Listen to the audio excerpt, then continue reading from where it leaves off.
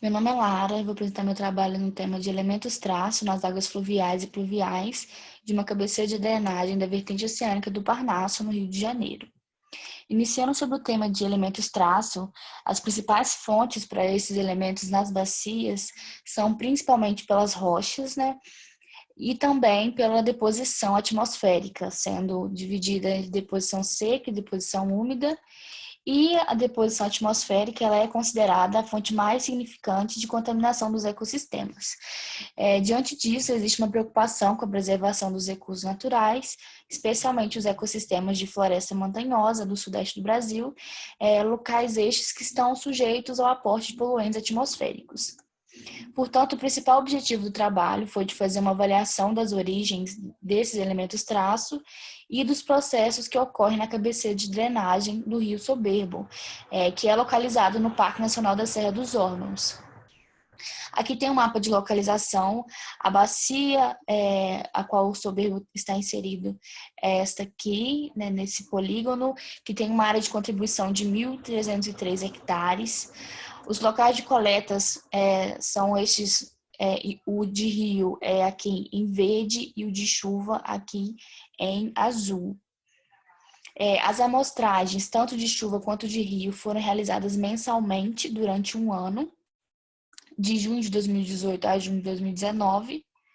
A metodologia usada para a chuva foi utilizado um frasco de 2 litros de propileno, o qual tinha um funil acoplado à tampa. Nesse funil tinha uma tela que a fim de evitar contaminação por materiais grosseiros, e o conjunto foi acoplado a uma abraçadeira de PVC que estava acoplado a um suporte de aço, e esse conjunto estava enterrado ao chão. E para que fosse evitada a influência da luminosidade, foi utilizado papel alumínio para recobrir o exterior do frasco. A metodologia usada para o rio, aqui tem um vídeo da coleta do rio. Como a gente pode ver, ela coletou, mas antes dela ter coletado essa água, o frasco foi rinçado 3 vezes com a água do rio. E depois desse procedimento, os frascos, tanto de chuva quanto de rio, foram armazenados no isopor com gelo. E para que houvesse um controle das análises, as amostras foram filtradas e acidificadas no mesmo dia e encaminhadas para análise química de CPMS para os elementos de manganês, bário, cobre, lítio, rubídio, estrôncio, vanádio e zinco. Aqui tem um gráfico da concentração média desses elementos traço. Nas setas, são os elementos que estão em maior concentração no rio do que na chuva, que é o manganês, bário, lítio, vanádio e estrôncio. E aqui os elementos que têm maiores concentrações na chuva do que no rio, que é o cobre, rubídio e o zinco. Foram feitas análises estatísticas também entre os elementos. Nesse caso, a gente viu que havia uma correlação significativa do bário e no estrôncio no rio.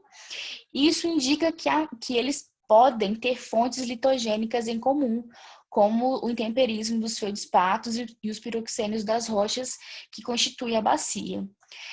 Só de forma contrária, há uma correlação significativa agora na chuva entre o zinco e o vanádio, o zinco e o lítio, e isso pode indicar que grande parte desses elementos eles chegam à bacia por meio de fontes antrópicas, né?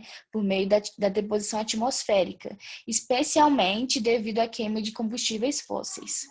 Então, conclui-se que o trabalho sugere que a deposição atmosférica ela contribui com a entrada de elementos traço, como cobre, rubídio e zinco, e para os demais elementos há uma fonte mista, isto é, há uma fonte antrópica via atmosférica.